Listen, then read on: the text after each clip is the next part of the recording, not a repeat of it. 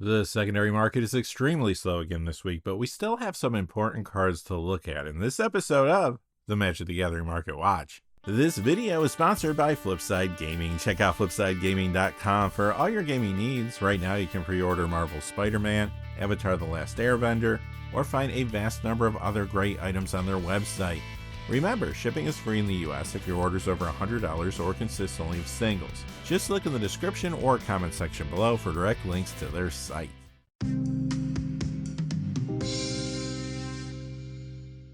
Hey there, this is John from Heroes and Legends, and welcome to another edition of the Magic the Gathering Market Watch. We'll quickly look at the cold cards and then spend a little more time on the cards moving up in price.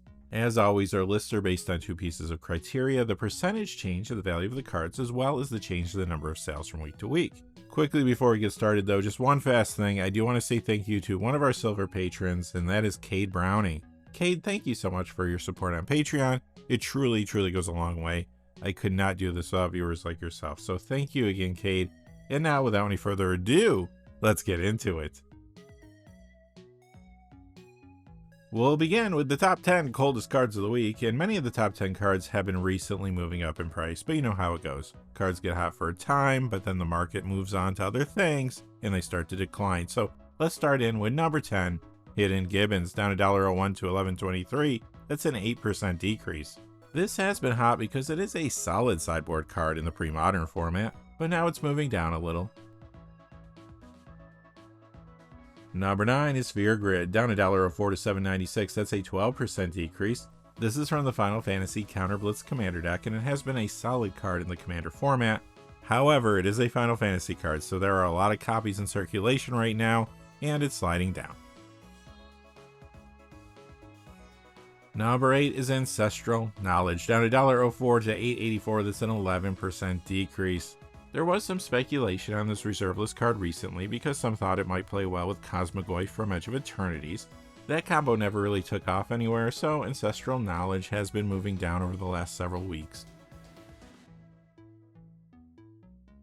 Number 7 is Gloomlake Verge, down $1.27 to $12.76. That's a 9% decrease. This has been seeing play in several different decks in multiple formats. Right now, though, Standard is dominated by Izzet Cauldron, at least until the Banned and Restricted List update on November 10th, so this is a little soft right now compared to other Verges. Number 6 is Phyrexian Devourer, down $1.31 to $15.36. That's an 8% decrease. This reserve list card has been seeing less legacy play recently, but it's still used in some big pre-modern decks like Devourer Combo and Full English Breakfast. Even so, it's still sliding down a little this week. Number 5, Wave Goodbye, down $2.07 to $8.60. That's a 19% decrease. This is from the Lost Caverns of Ixalan Explorers of the Deep Commander deck. It sees a fair amount of Commander play, but you may remember that a few weeks ago, a new shipment of the Lost Caverns of Ixalan Commander decks arrived at stores, so some of the key cards from those decks have been moving down, like this one. Number 4, Undermine, the starter Commander Decks copy, which is in the Grave Danger deck. That one's down $1.09 to $7.95 for a 12% decrease. The Dual Decks Ajani vs. Nicol Bolas copy is down $1.34 to $8.55. That's a 14% decrease. And the original Invasion copy is down $2.21 to $9.27. That's a 19% decrease. This recently was moving up since many were getting copies of this to upgrade the Final Fantasy Science and Spellcraft Commander deck. It played well with the front-facing commander from the Y'shtola Knight's Blast. However, now the market is moving on to other things, and Undermine is dipping.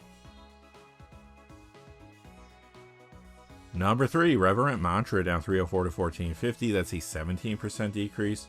This continues to see strong play in 1v1 Dual Commander and Pre-Modern.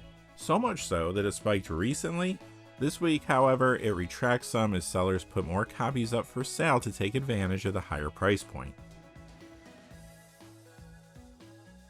Moving up 3 spots this week to number 2, Charismatic Conqueror. This is down $3.93 to $13.78. That's a 22% decrease. This is from the Lost Caverns of Ixalan Blood Rights Commander deck. It is in the 99 of several Commander decks, but it's moving down because of the Lost Caverns of Ixalan Commander deck restock that occurred a couple weeks ago.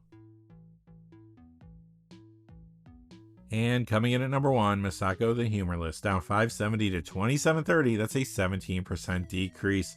This card has been spiking aggressively recently due to the new station mechanic from Edge of Eternities, as well as the extra commander play it has been seeing in decks around Sonic the Hedgehog from the Sonic Friends and Foes Secret Lair. Now though, the market is looking ahead to Marvel Spider-Man and Avatar The Last Airbender, so Misako moves down some. Now it's time for the main event, the top 10 hottest cards of the week, so let's begin with number 10. Rotlung Reanimator, up $1.26 to $14.25, that's a 10% increase. This one-print wonder is moving up now because of the play it's seeing in the pre-modern format. Rotlung Reanimator is found in two popular builds there, Clerics and Mono Black Zombies. Number 9, Artificer Class, up $1.38 to $15.46, that's a 10% increase. This is from the Commander Legends Battle for Baldur's Gate Draconic Descent Commander deck. It's been in a few Commander builds, like the ones around Urzalor High Artificer and Mendicant Core Guidelight for example, but recently it's seen additional play in the format, and now shows up in decks around Dr. Eggman from the Sonic Friends and Foes Secret Lair. Ouroboros comes in at number 8, up $1.55 to $24.05, that's a 7% increase. This is a card that many players and speculators think could take off in Standard after the November 10th banned and restricted list update. It's pretty clear that at the very least VV Orniteer will be banned, and that will open the door for several decks to become more competitive. This card happens to be in a few of those builds, including Simic Midrange and Mono Green Aggro, which have already seen some moderate success. You also see Ouroboros in some other standard decks like Golgari Midrange, Selesnya Gearhulk, Selesnya Cage, and Sultai Midrange. Additionally, it's been appearing in several Commander builds, including ones around Atraxa Praetor's Voice and Tannic Memorial Ensign from Edge of Eternities. Standard is the key driver, though, for Ouroboros' price increase this week. Number 7, General Crete the Boltbringer, up $1.59 to $9.11, that's a 21% increase. This has been moving down recently, but it's not too surprising to see it have a bounce back week. General Crete comes from Foundation's Jumpstart, which makes it a little harder to find. It's seeing play now in Legacy Goblins, plus it's been appearing in several Commander decks, including the popular Krenko Mob Boss builds, as well as the ones around Norn the Wary, for example. There is some speculation on General Crete the Boltbringer now, too. Some think it may see more Commander play around a card from the Marvel Spider-Man Spidey Spectacular Showdown Scene box. That's Green Goblin Nemesis. Number 6 is Core Haven from Nemesis, up $1.66 to $13.55, that's a 14% increase. This is another card moving up that sees pre-modern play. Core Haven is found in the Cleric builds there, as well as some other decks like Maverick. This is also in some Commander decks like the partner builds around Rograk Son of Roga and Yoshimaru Ever Faithful, or Odric Master Tactician for example. However, pre-modern is the key driver for Core Haven's price increase this time. Quickly before we get to the top 5, just a fast reminder, this video is sponsored by Flipside Gaming. Check out flipsidegaming.com for all your gaming needs. Right now you can pre-order Marvel Spider-Man there. You can also pre-order Avatar The Last Airbender products. Plus they have a whole lot of other things on their website, magic related and otherwise. Remember, if your order is over $100 or consists only of singles, shipping will be free in the United States. And if you're looking for a direct link to their site, just check out the description or comment section below. I do have links posted in both of those places.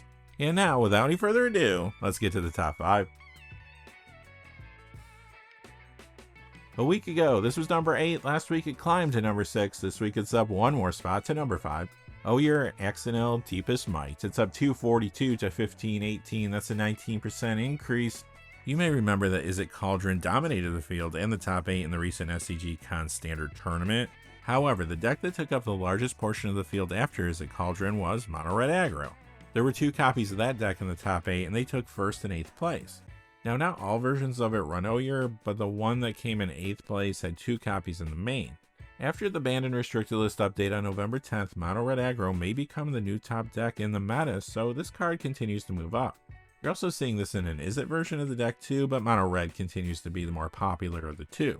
Additionally, it's important to note that Oyer Axonil Deepest Might is a fairly popular commander, and it's in the 99 of builds around new cards like Tannic Memorial Ensign from Edge of Eternities, as well as VV Orniteer from Final Fantasy.